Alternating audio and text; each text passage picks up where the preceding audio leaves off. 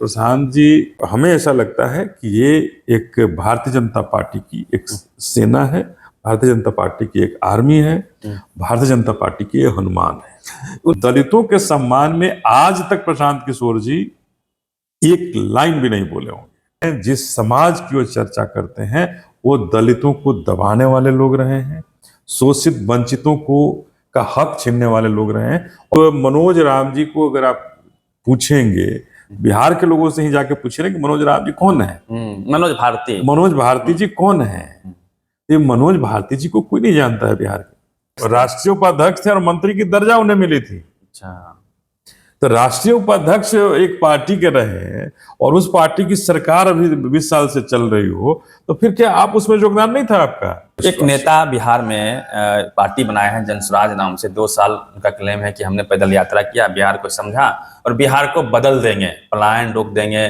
Means वो सब सारी बातें वो कह रहे हैं, जादू की छड़ी वाली बात जो मोदी जी 14 में कहा करते थे। तो क्या लगता है कि प्रशांत किशोर का क्या भविष्य है? देखिए, आप थोड़ा सा इसमें हम आपसे कहना चाहेंगे कि आप नेता किस तरह से इनको कह रहे हैं, ये नेता कब से हो गए? अब तो पार्टी बना लिए सब नेता। तो पार्टी तो अभी इन्होंने सुने हैं कुछ दिन पहले, अभी 2-4 दिन पहले इन्होंने पार्टी लॉन्च किया है। तो पार्टी लॉन्च करने से कोई नेता नहीं बन सकता है। नेता बनने के लिए जनता के बीच में जाना होगा और जनता के बीच में रह करके नेता बनना होगा। आपने जो ये कहा कि वो एक नेता और ये पूरे बिहार को भ्रमण किए हों, हमें तो ऐसा नहीं लगता कि उन्होंने किसी बिहार का भ्रमण किया हो।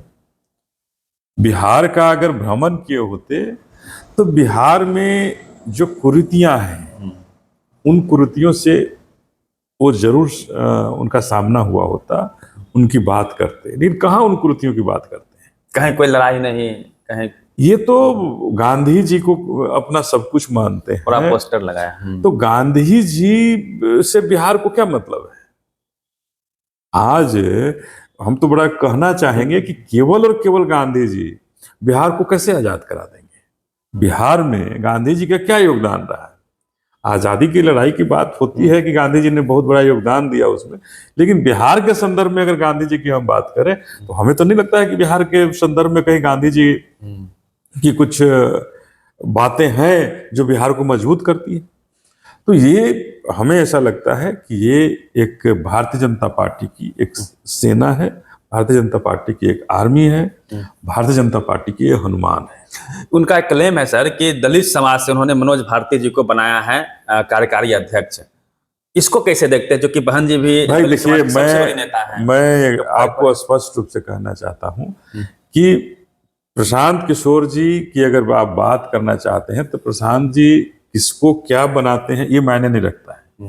अब मनोज राम जी को अगर आप पूछेंगे, बिहार के लोगों से ही जाके पूछेंगे कि मनोज राम जी कौन है, मनोज भारती जी कौन है, ये मनोज भारती जी को कोई नहीं जानता है बिहार के। अगर IFS को फॉरेन सर्विस में रहे हुए हैं, उनको यहाँ प्रदेश अध्यक्ष कार्यकारी बना दिए, उससे क्या हो जाएगा?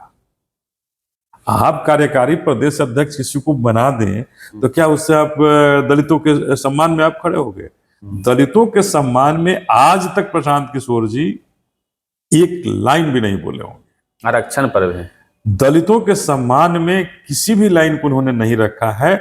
और हमेशा जिस की चर्चा वो करते हैं, जिस समाज की वो चर्चा करते हैं, वो दलितों को दबाने वाले लोग रहे हैं, शोषित वंचितों को का हक छीनने वाले लोग रहे हैं। और उनको आगे बढ़ाने की बात प्रशांत किशोर हमेशा की है।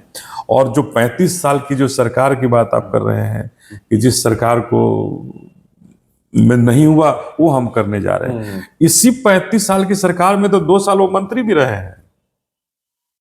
2 साल, हाँ नहीं, मंत्री नहीं थे, राष्ट्रीय उपाध्यक्ष थे और मंत्री की दर्जा उन्हें मिली थी। अच्छा, तो राष्ट्रीय उपाध्यक्ष एक पार्टी के रहे और उस पार्टी की सरकार अभी 20 साल से चल रही हो, तो फिर क्या आप उसमें योगदान नहीं था आपका? आप किस मुंह से आप बात कर रहे हैं 35 साल की? जिस पार्टी में आप राष्ट्रीय उपाध्यक्ष रहे, मंत्री का आपको दर्जा प्राप्त हुआ था बिहार में, और आप कह रहे हैं कि हम 35 साल बनाम आगे, तो आप ऐसा लग रहा है कि आगे आने वाले साल में तो पहले ही देख लिया कि मैं मुख्यमंत्री हो गया। अभी ये सब सपना है, और हम प्रशांत किशोर जी को राजनीति में पॉलिटिकल एडवाइजर के रूप में देखते हैं, सलाहकार के रूप में देख सकते हैं, सुन सकते हैं, समझ सकते हैं, लेकिन एज ए लीडर बिहार का मैं उन्हें सीरियस नहीं मानता हूं, और पूरी तरह से ये कहना चाहता हूं कि वो भारतीय जनता पार्टी के हनुमान है। अनिल सर थे, काफी लंबा वक्त दिया इन्होंने, और लगातार जिस प्रकार से भूमि सर्वे को लेकर बातचीत स्टार्ट हुई थी, फिर प्रशांत किशोर लगातार क्लेम कर रहे हैं कि बिहार को बदल देंगे, लेकिन मॉडल क्या होगा बदलने का? आरक्षण पे बात नहीं करते। एक सवाल मेरा रह गया सर, 65% आरक्षण बढ़ा बिहार में, फिर सुप्रीम कोर्ट ने उसको ड्रॉबैक कर दिया, उस पर उनका अभी तक कोई स्टेटमेंट नहीं है।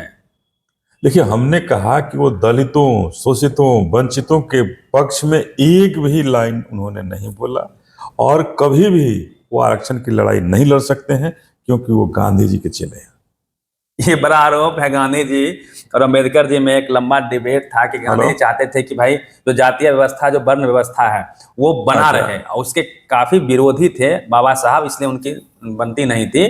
और इसको लेके चूंकि जो कांशीराम ने जो मिशन चलाया, उसके बाद बहन जी जो पार्टी बनाई, और अम्बेडकर जी के अक्षरशः जो वो चाहते थे उनको लागू कराने का उन्होंने प्रयास भी किया। तो एक लंबा डिबेट है, इस पर भी बातचीत करेंगे हम। फिलहाल इस बातचीत को ही रोकते हैं। पूरी बातचीत पे प्रतिक्रिया दीजिए। Ravi Mehta, public pillar, Patna.